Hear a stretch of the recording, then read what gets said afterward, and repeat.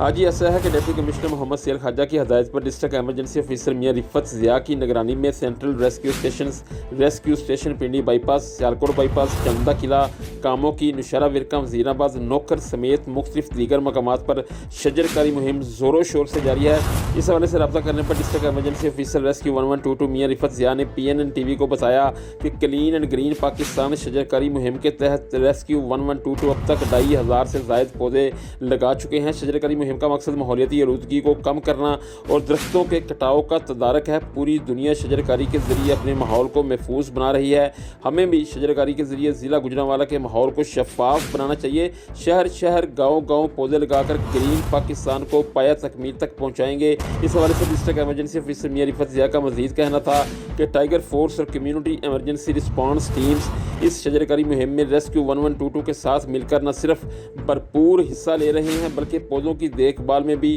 اپنا کردار احسن طریقے سے ادا کریں گے۔